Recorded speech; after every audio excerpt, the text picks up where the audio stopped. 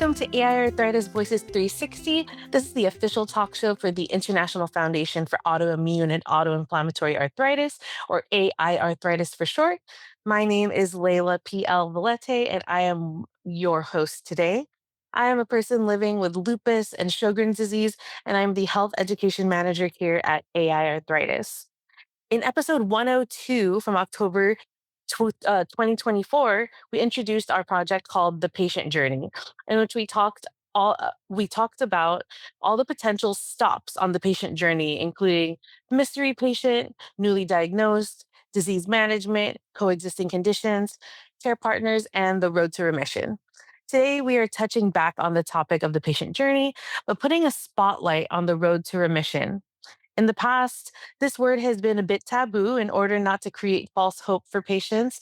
But what we are seeing now is that remission is becoming more and more achievable. And it is my pleasure to introduce you to our special guest for this episode, Neil Betteridge from the Global Remission Coalition. Neil, please let us know a little bit more about yourself. Hey, Leila, thank you so much for the opportunity to join you. It's a pleasure to be here. Yes, I chair this thing called the Global Remission Coalition, which I'll explain a little bit about in a few moments. It's a project belonging to an organization I work with called the Global Alliance for Patient Access. But, we are all more than just our job identities, right? So I also want to mention that I too am a person living with rheumatic disease. I developed, when I was just kind of 4 years old, juvenile idiopathic arthritis, which back in those days, you can probably tell it's quite a few years ago, there really wasn't much by way of treatment. I was just on long-term aspirin, so much of it that my stomach was bleeding regularly. It was all pretty horrible. Many months in hospital, using a wheelchair when I came out because it was mostly knees and ankles that were affected. My vision was affected. I'd never been able to drive a car. So later in life, when I was adult, I was lucky enough actually as a teenager to achieve a remission. So I'm one of the lucky ones who benefited from this on a long-term basis. So that kind of literally helped me get back on my feet, literally and metaphorically. And then I've been so lucky to work in the area of arthritis in different settings. I worked with the UK patient group, working on campaigns and advocacy, and then became the CEO. Got involved internationally with the European Rheumatology Society, EULAR, and led the patient network there for about 12 years, maybe more, which is where I first met Tiffany, of course, from AiArthritis, and joined GAPA, who I'm just mentioned, 12 or 13 years ago. So this project, the Global Remission Coalition, is new. It's only been established this year. And it came about as a result of conversations we've had over the years with people with lived experience of different types of inflammatory and autoimmune arthritis, who were beginning to say that, in too many cases, patients were not being supported well enough to pursue the remission prospect, or at least get to the point of best possible disease control. And we'll talk about the differences there in a few moments, maybe. So we put it out there, maybe we should work together on this then. And so the response, I have to say, Leila, has been overwhelming. So we launched this May at the World Health Assembly, and we were so pleased and privileged to have 35 patient advocacy organizations from around the world in membership. But even since then, membership has doubled. It's 75 or something now. So, and of course, AiArthritis is one of our members, and we're pleased and proud to have you with us, because we are there really to support from alongside organizations like yourself and real experts. And we're here to kind of support awareness raising and advocacy that helps more people more often get supported to pursue remission, whatever their specific disease. But we have a strong focus specifically on arthritis at the moment. Yes, and it has been such a great thing to be a part of from the beginning, to see how big the coalition has grown since May. It's incredible. Yeah, right. Absolutely. Yeah, no, Yeah. we're pleased with the speed of progress and really excited about what we can achieve, because this is a long-term this isn't one of those 12-month things that come and go. We want to be working with guys like yourselves, stakeholders from around the world on this, we'll keep whatever happens. We'll keep the arthritis focus, but we also want to provide a platform for other chronic inflammatory diseases such as Crohn's disease, IBD, or dermatology and psoriasis, and so on. And of course, there's lots of connections across these diseases. Absolutely. Any different ways, as we know. Yeah. Definitely. And I think that really just goes to show how much progress patients are seeing with the potential for remission. And I think that that's making a lot of people hopeful. And it's also pushing us to earlier diagnosis and treatment. And that's something that we'll talk about a little bit later as well on why that's so important when it comes to remission. But we want to start from the beginning and see what Yeah. exactly is remission, because I think the hard part is there's a lot of different nuanced definitions of what remission can be, clinical remission versus, patient reported remission. So for the Global Remission Coalition, with these 75 different patient organizations, what is the universal definition that we want to kind of all adapt, that we're all talking the same language? That's a really important issue, and I think it's really good to start there as well. So we're using words in a way where we kind of have a shared definition, right?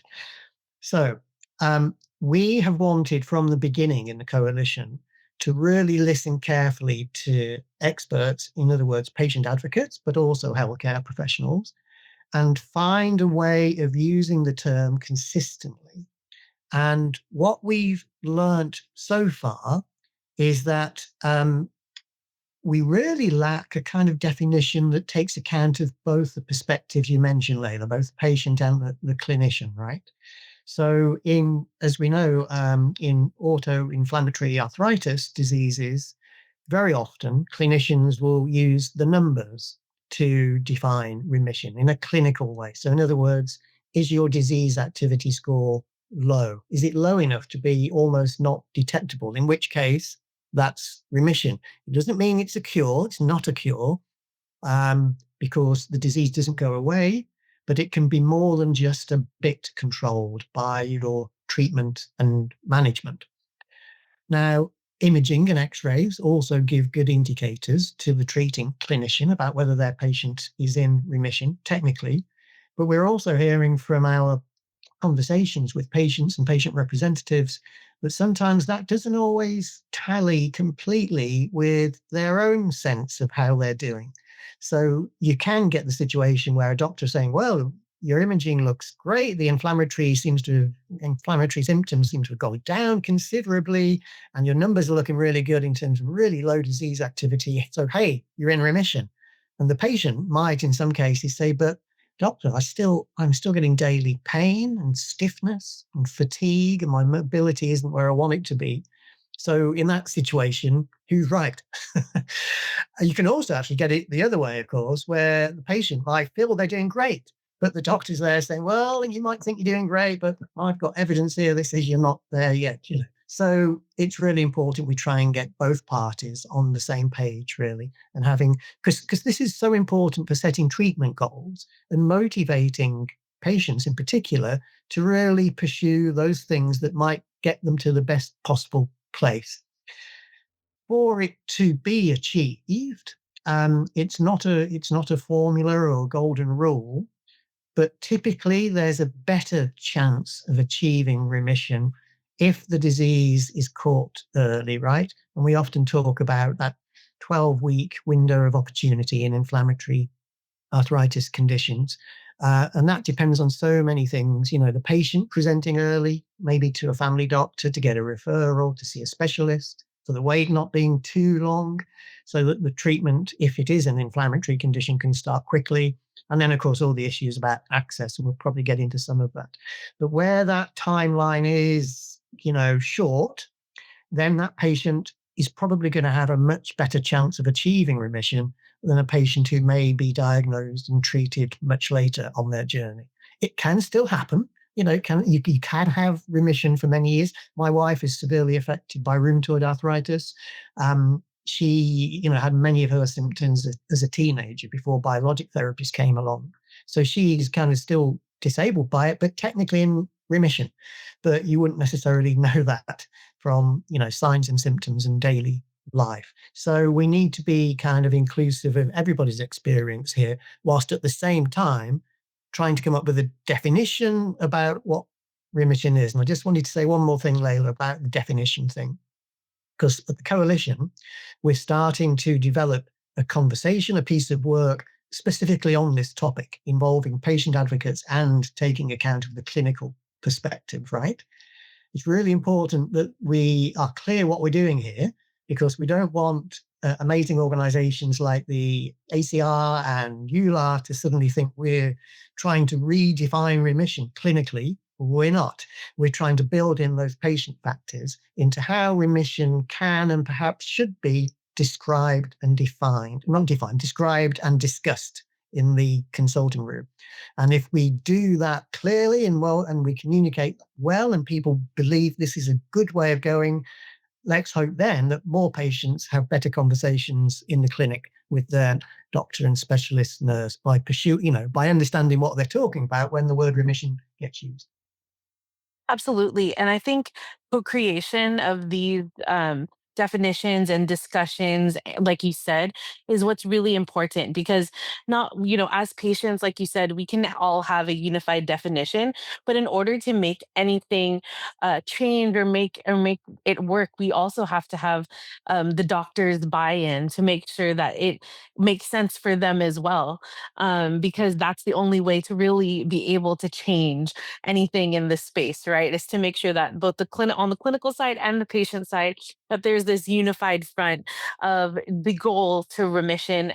And I think that, we all do have that same goal. It's really how do we discuss, how do we make those goals, the goals to the big goal, and Yeah. how do we, what language do we use to speak about it? And I think that that's why the having the coalition is so important, is because we're showing as the united front as patients that this is an important topic that we want to discuss and that we want to get more, more information about, and that we want to make sure that we're talking with the healthcare providers about. And so I think that this is such an amazing start, and like you said, with creating that conversation guide, it's going to be so helpful for patients all over the world to be able to start that conversation with their doctors. And I think what's even harder, we'll talk again, like you said, we'll talk a little bit more about access, but there's so much difference in, all around the world with how much, um, knowledge and education that some of these healthcare providers have, even of the guidelines that are with these big overarching, societies like ACR and EULAR. And so patients do sometimes end up educating their own healthcare providers about what these guidelines say, and help keep them updated as well, because some doctors, there's such a shortage that they have so many patients that they're taking care of, that sometimes those new updates become kind of on the back burner. And so it is sometimes up to us as patients to bring that information to them, so that they are also up to date on, the language and what's going on in those societies. So there's a lot of room to grow for all of these on both sides, right? Absolutely. And also aligning expectations about what might be possible from that patient journey, because we know that will differ. We're all different and we all have different outcomes and so on. But everybody, I think, should be supported to pursue remission. It won't be achievable by everybody, but at least the pursuit is more likely to get the person to the best possible place. Yes, if not new remission, then low disease activity, like what you were stating. And so basically, what we wanted to say in terms of the definition is what we have here, is the disappearance of signs/symptoms of the disease, or the disease becomes inactive. And so that, with the signs and symptoms, just to be clear, like you said before, sometimes there may be damage that was already done beforehand, before we had biologics or disease modifying agents. And so just basically making sure that deciphering between the pain from the damage that had happened before and what is actually currently happening with the disease now. So there's different types of pain, and it can be hard to decipher sometimes, but that also can kind of make the conversation about remission a little bit complicated, right? And especially if the person maybe has comorbidities and you're not quite sure which disease is triggering the pain. So Very yeah, common in our space as well. exactly. And it's challenging. And that's why you need that team, that patient clinician team to be the best team it can be. It's partnership. Yes, and one more thing to distinguish is remission versus disease control. And Yeah. disease control is still really important, right? Like definitely making sure that all in acute inflammation is down and that the patient is starting to feel a lot better. But that doesn't necessarily mean that the symptoms aren't present. Symptoms may be minimized, but they are still present in disease control, and Yeah. moving more towards remission. Symptoms fall below clinical detection. So it may be so minuscule that it's it may still be it may still be stated by the patient that there is some symptoms there, but it's below clinical detection. Yeah. Yeah. Exactly. Somewhere And between somewhere between disease control and cure. In other words, it's neither of those things. It's the borderline between the two almost. Yeah. exactly. Yeah. Yeah. Alrighty. That's true. And I also wanted to connect the importance of, like we said before, early diagnosis and timely access to treatment. We at AI Arthritis have a current initiative called the Auto plus Inflammatory Arthritis equals X or Y Z equation project. And that is essentially a initiative to be able to educate primary care providers or other first line workers about our diseases and how they get diagnosed, so that we can help expedite the referral process and the diagnosis and detection process. Um, Yeah. some doctors have a hard time seeing the symptoms that are like fever, rash, and combining that with joint pain and noticing it that those are the same disease. Sometimes Yeah. providers tend to take each individual symptom and try to address it separately, and so that's what we are working on, is trying to get buy-in from both the doctor's side and the patient side to make sure that we can unite again on a universal message on how to expedite the diagnosis process. Because that is one of the issues with getting into remission, is that patients may not be hitting that valuable window that we said about that we talked about before. And so that is one of the big projects that we've been working on for the past year, and will continue to work on alongside talking about remission in the next coming years. So this is super important. To address the early diagnosis, detection, and treatment part when also talking hand in hand with remission. Perfect. I mean, the patient and healthcare professional education are both so important. Create as much shared awareness as possible in order to get the patient seen to by the right specialist at the right time. That's so vital here. Yeah. And yes, and I wanted to bring up the point of what is the value of remission and why patients should pursue talking about it. I think Yeah. one of the biggest things is also that with chronic illness, sometimes it can seem like it's, we're just, surviving through life. And I think that that can be really tough on someone's mental health. It gets really tough when you just feel like maybe there's nothing that you're working towards when it comes to your disease. And so, yeah, just talking a little bit about why specifically we should encourage patients to discuss remission with their healthcare providers. Yeah. So absolutely, Leila. The value of remission for me, and based on discussions we've had, with members and so on across the coalition, really falls into two main headings. And the first is the most important one, and that is the quality of life of people living with chronic diseases like this. So the real value occurs when the patient is being well supported on their journey, and that makes an impact, that makes a difference, and their disease is well controlled and ideally in remission. And then you will see, in most cases, or they will see, noticeable changes in terms of mobility and pain, possibly sleep, as you say, maybe mental health issues, because everybody will have some, and probably nobody might have all of those things. But there's a whole range of ways that these diseases can affect your quality of life, right? So if those can be minimized through getting to the best place you can be, then that's the main value of achieving remission.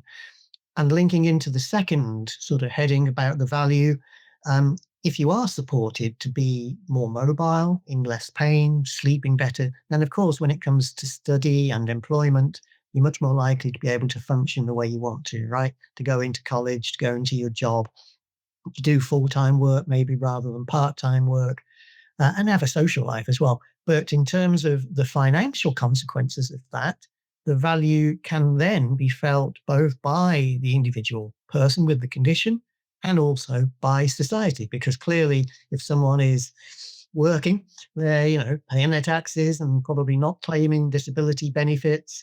They're being productive in the workplace, and that makes them happier. Their well-being is better. So it's a classic sort of win-win. And that's really important here because although I stated, and I will always stand by it, that it's the quality of life that matters most, when you're in a conversation with a policymaker, when you're carrying out your advocacy work, if that's what you're into, then that might be the moment when the policymaker pricks up, their ears to say there could be savings to be had by this. And of course, they will need a lot of persuasion. But actually, we're working towards trying to create environments for patients so that they are supported better. And if policymakers can make differences happen that enable that to happen, and they're motivated by the cost aspect of it, we'll take that, right? Because it works for us as well in different ways. Yes, absolutely. And even the cost when it comes to society, but also the cost when it comes to the individual as well. We spend Yeah. so much money on complementary therapy when it comes to our diseases when we're in so much pain, whether that be pain creams, braces, compression Yeah. socks, compression gloves. Sometimes it's hard for the average person to comprehend how much we end up paying out of pocket when it comes to our diseases, right? Yeah, getting a cab instead of taking the bus because you can't take the bus, right? You want to, you can't. Yeah, yeah, all that stuff. Absolutely. So yeah, more win-wins, more mutual benefits, definitely. Yes, and I think, especially, in the US, we talk a lot about strain on the healthcare system when it comes to, people who have chronic illnesses. And when you're in, and especially for those countries that also have a universal healthcare system, it can really change how much how like the backup of what's going on Yeah, in the healthcare system of like fewer tests, fewer appointments, and fewer escalations of treatment. Like, if the disease is not under control, there may be something catastrophic, like you need a kidney transplant or you need a blood transfusion or things like that. And if yeah. we continue to work towards remission, a lot of those things can kind of reduce as well. Yeah, and it should be common sense, isn't it? But unfortunately, when you look at our healthcare systems around the world, sometimes sense doesn't seem to be that common because clearly a suboptimally treated patient, is going to be more expensive to that healthcare system than someone who's doing really well and doesn't need to keep going back and seeing the doctor because time is money, right? And we've got something here that speaks well to policymakers, and we've all got to get behind the message and make these changes happen. Yeah, I think the end all be all, like, bottom line is being proactive is so much, it saves so everybody so much time and money rather than being reactive. And so I Yeah. think that that is, something that we can go by in a lot of different things in our life, but specifically when it comes to chronic illness healthcare, I think, being proactive in the very beginning causes so much less strain and stress in the future, in all aspects. And that's yeah, and that's really important, I think, when we're talking about patient empowerment, because that's a phrase that gets used in different ways in different settings, and sometimes in quite differently. Um, and for me, when patient empowerment is a real thing, when it's actually happening, it's about the person whose disease it is feeling they have a right to express how it's impacting on them and what their expectations are, and that those expectations should be high, right? Because they should be entitled to the best possible outcomes. So I think it is really important if those patients know that if they do get to their best possible treatment and care and outcomes, they're actually helping the system and helping everybody else too, for all the reasons we just talked about. So if that's a bit of fuel in the tank for people who might be feeling a bit hesitant, should I bother the doctor? Am I going to come over as a bit too, assertive or strident or something? No, go for it. You're doing everybody a favor if you get better treated more quickly.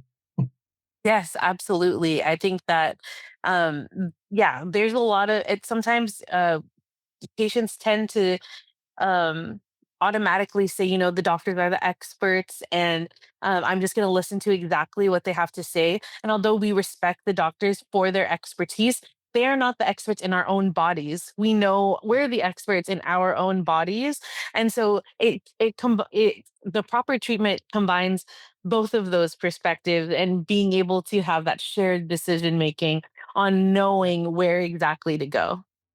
It's a meeting of two experts, isn't it? And and the patient isn't just the expert on their body, but on their lifestyle as well, because some of that might need to be looked at in order to help them get to where they want to be. So, how could a doctor know all about that? And the context here is sometimes everything, because it's very much more than simply looking at the disease or looking at the patient, isn't it? It's looking at their whole life.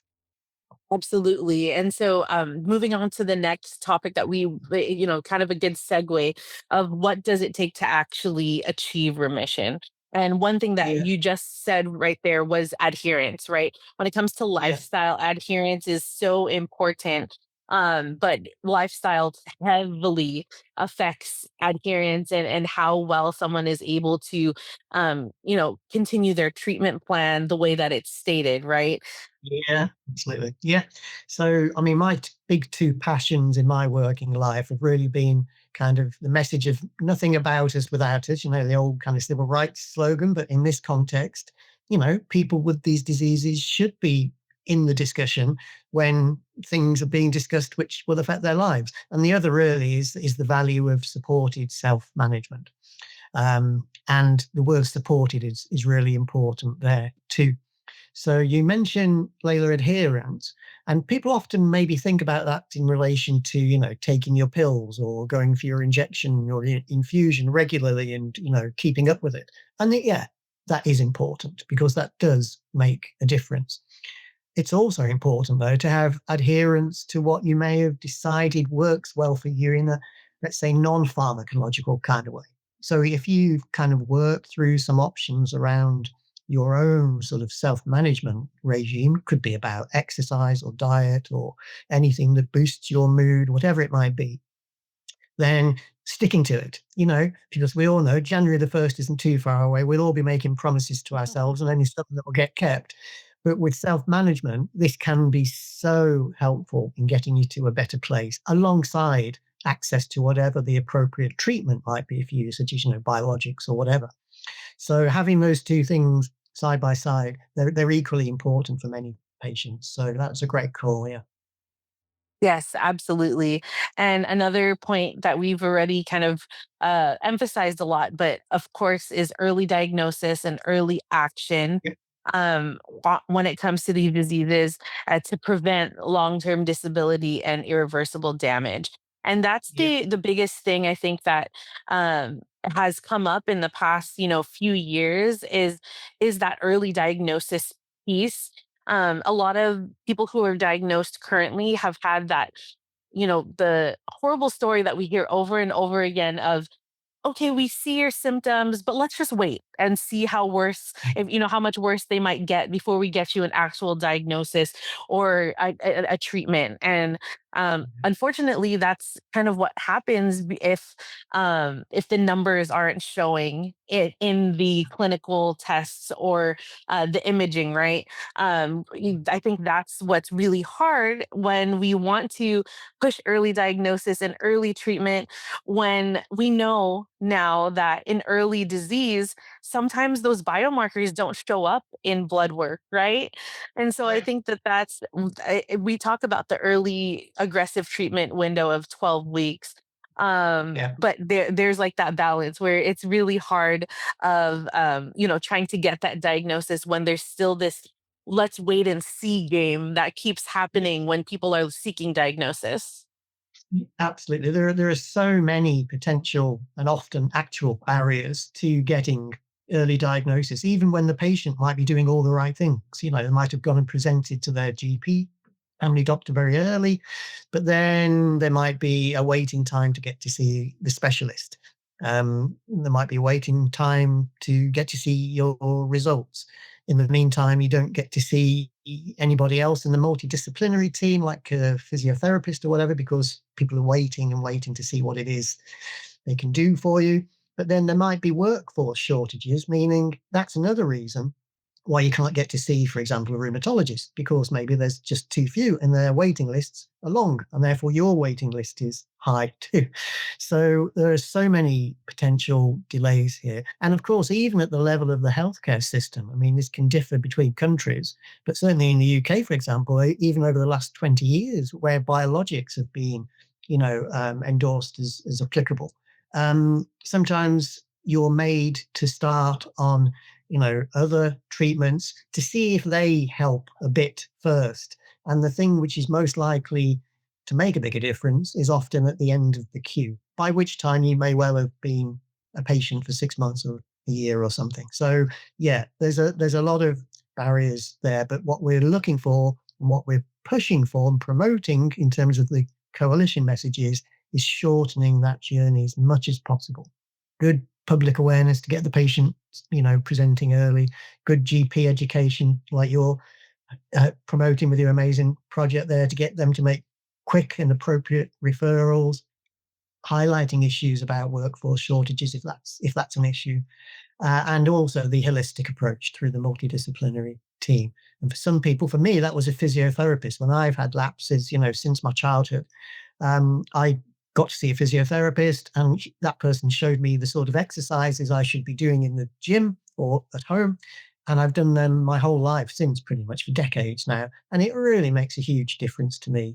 I was doing all that in the gym. COVID really got, the whole period, lockdown period, really got to me, because not being able to get to the gym, I found I could barely walk. And yet, through my usual regime, I'm really mobile. I'm lucky. So, I sorted myself at home, was lucky enough to be able to afford to buy an exercise bike and stuff like this. So I got back on my feet again. But other people, of course, aren't as lucky to have the choice of doing that. So holistic care through the multidisciplinary team is again, really, really important. Yes, absolutely. Exercise has been proven to be so important for those living with inflammatory arthritis. Getting the synovial fluid, moving, getting the Yeah. inflammation out of the joints. And sometimes it can seem counterintuitive to patients that are in so much pain. But once it's kind of one of those things. Once you try it out, once you are a little consistent, you'll Yeah. see the difference that it helps to make. And it often makes a bigger difference in a moment when you're feeling low. The less you feel like doing it, the more likely you're going to be to get the benefit. So you just got to push yourself over that line. Yes, absolutely. And like you said, mentioning with dietary changes, that can also make such a big difference. And there's lots of different complementary care that can help aid in bringing a patient into remission. And so just exploring those with your healthcare provider to see what's appropriate for you and your lifestyle, when talking about achieving remission. And one last thing about what it takes to achieve remission, which we again already touched on, but just want to emphasize, is shared decision making and patient centered care. And sometimes shared decision making can be tough if your healthcare provider maybe doesn't on a regular basis talk about shared decision making. But it really is a very simple concept. It's making those decisions together and having both parties contribute to making those decisions. And some doctors may be doing it without even knowing that they're doing it, but just kind of addressing that and making sure that patients feel heard when it comes to making the decisions for their treatment plan. Yeah, that's right. And again, there's kind of rights and responsibilities on both sides there. I think the clinician does have that responsibility to find accessible language that explains, some of the differences that might exist between different treatment options or even, non-pharmacological options too, like physiotherapy or something versus some alternative. So that's really important. And the patient really, if they're willing to and if they want to, would probably benefit if they can just, look into it, think about it, maybe talk to the nurse if you get a chance, maybe contact a patient organization just to get some extra information so that you're as focused as you can be to have that conversation. But if you're not like lucky enough to be able to get that sort of extra information or education, you've still got a right to have that kind of conversation with your doctor because in the rest of our lives, we make these big decisions, buying cars and houses by taking advice sometimes. We don't need to go into all the complexity of it. We certainly don't need to hear the science behind it. But we do need to know the likely effects of A versus B. And that should be, fundamental to any such conversation in the clinic, I think. Absolutely. And I think so that was a little bit more about what it takes to achieve remission. Some of Yeah. what we talked about also sprinkled in, the barriers of what Yeah. can happen when trying to pursue remission. We spoke about lack of access to specialists, and Mm. multidisciplinary teams, depending on referrals and how that works in each different healthcare system, along with a lot of shortages, especially in the rheumatology field. Unfortunately, in many countries, rheumatologists are the ones that are paid, are the doctors that are paid the least. And that's what's really frustrating to hear, is because we really need those doctors in our when it comes to our Yeah. diseases. And also around the world, a lot of limited access to some of the biologics Yeah. that we may have. So there's a lot of structural barriers that we see, along with information barriers that we talked about with patients lacking information about treatment options, which you were just talking about. Making sure healthcare providers can help provide that education, and also low guideline awareness among healthcare providers, which we kind of touched on before as well. And Yeah. policymakers being unaware of the benefits of early diagnosis. So those are all things that we touched on a little bit. There's also, some barriers when it comes to self-management and being able to for patients to be consistent. Like we said, with those treatment plans. But one thing that we didn't talk about was, maybe some of the specific populations, or for specific patients, like who may have added barriers on top of these that we already discussed. Absolutely. And again, that's another message that the coalition is really trying to promote here that, systems need to be inclusive if those healthcare systems are to benefit from this win-win we're describing here. Because, if young adults are treated differently to older people, if people of color find it more difficult to access services, which could be for any number of reasons, languages and other things, or if those people who are only partially diagnosed find themselves stuck in the system, sort of mystery patients, as you put it, Layla, then those people really do face additional challenges. So we do need a system that's inclusive, and by that we really mean flexible enough to recognize individuals and their settings. which could be socioeconomic or any of the other issues you've just mentioned. You know, in at the science level, we're hearing more and more about personalized medicine. But in healthcare more broadly, we need individualized care just as much. And that's not just about the right pill for the right patient. It's also about understanding where this patient is coming from and how they can best be supported to get to where they want to go. And that will look different according to the patient and their social setting. So yeah, really important to work towards inclusiveness in, as much as possible, because that again will pay back in the end. You know, you'll get more people better treated. Absolutely. And the way that I like to describe it is meeting the patient where they're at. In Yeah. every sense of the phrase is meeting them where they're at in terms of how much information or Yeah. how they process information, where they're Yeah. at physically, where can we find these patients that need more help, and all of those types of things. So super important to make sure that um, healthcare providers, the healthcare system, everybody is doing their best to make sure that every different population is getting quality care. And so I think that that is something that sometimes, obviously as patients is beyond our control, but what we can do is bring as much awareness as possible and make sure that we're doing our side of talking about these issues as well. Yeah, because they add value. So why wouldn't you? Yeah, absolutely. And the last point to run home with is how do we sustain remission once we get to the goal? What does it look like, when it comes to sustaining that and making sure that we do what we can to stay in that state? It's not something that you get to remission and then you can, kind of do whatever you want to do. It requires a lot of work and maintenance still to kind of, make sure that we stay in that state. Yeah, it's not a cure, therefore it's not a stable state. So really, you kind of have to do many of the things that you might have done to get to that point in the first place.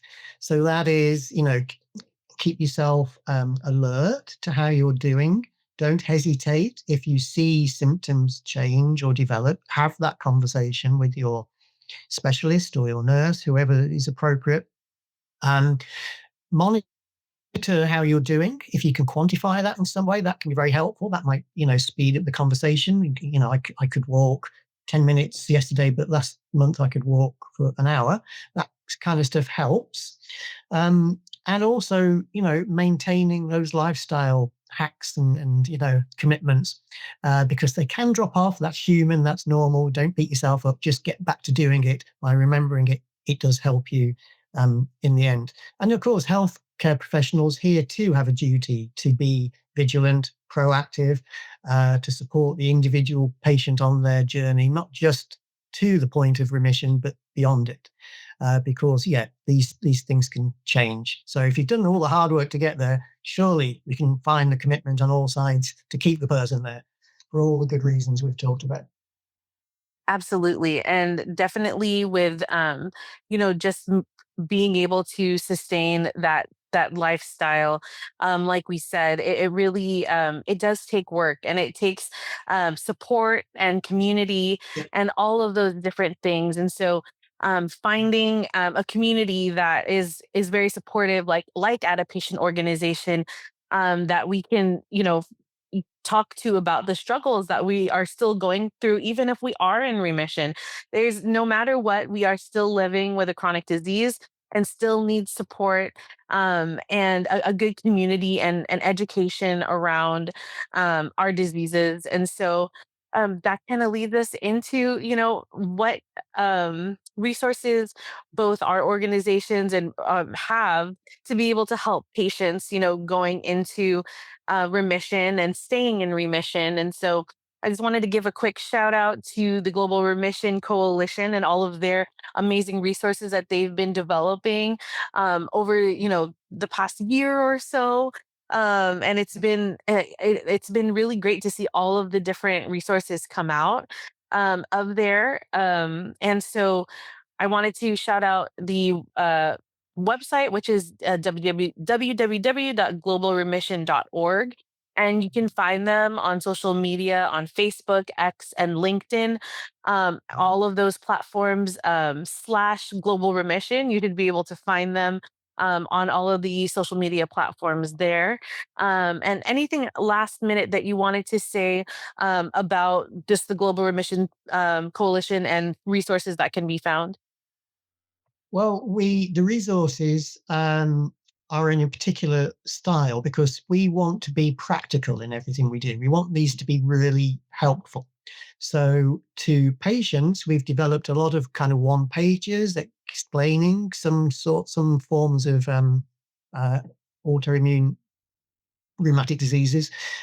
We've provided a lot of other resources which patient organizations can use as well in their advocacy and awareness raising efforts. So, whether you're an individual patient or part of a patient group, we hope there's information there which is evidence based. It surely is because we're very careful on all that. We have our own medical advisory council, but most of it isn't necessarily clinical in nature anyway. It's about understanding the disease in the round, including the things we talked about later, like mental health and exercise and diet and so on. Um, and in all of that, we try to make the information, bright and accessible and digestible and clear because we're not targeting scientific journals or anything like this. The people we want to reach are patients, patient groups, the general media, and policymakers because we want positive changes to follow. And therefore, we'll always take feedback of any kind. We'd love to get more and more feedback so we can continue to develop these resources in ways that really best meet what's needed out there.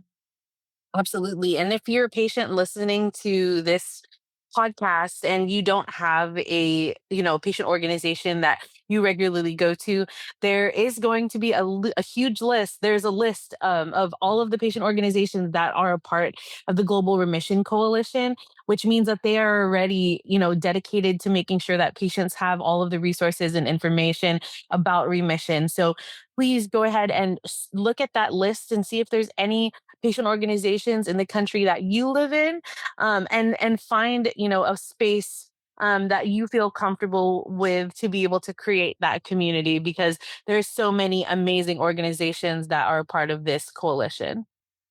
There's a lot of knowledge and a lot of support out there. Absolutely. It's our duty to make it as accessible as possible. Yeah. Yes. And so on the AI arthritis side, we do have the section of our website that is called the patient journey, where all of the resources are curated for those different stops of the patient journey. So you will be finding this episode on the remission page. So aiarthritis.org/remission. And just to give it, a little peek into what would be happening next year, is we're actually going to be creating groups that we're going to be calling community chats on each section or each stop of the patient journey, remission obviously being one of them. So we'll be having regular meetings for patients that may be on the road to remission.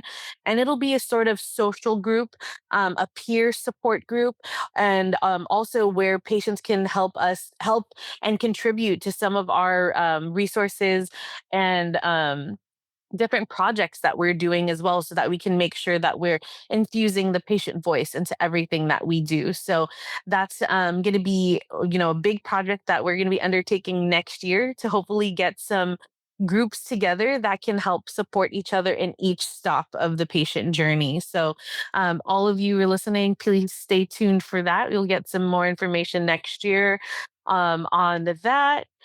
And this is the last episode for the year. So we'll say happy holidays and see you in the new year. And really exciting to see where the year will take us. And thank you to all of our guests and co-hosts that have participated this year with AI Arthritis Voices 360. And any last minute words before we sign out here, Neil? Um, just to say that, I'm of a certain age where I've seen big changes in this community over the time. Back in my day when I was first affected, aspirin and bed rest, not the ideal recipe. Um, and as we've seen, especially better treatments come along, biologics and so on, we should be living in the golden age, really, for people with these diseases, but we all know we're not living in the golden age. So I think patients with these particular diseases can sometimes, as a community, feel almost like a bit grateful that there's anything out there to help because they hadn't used to be.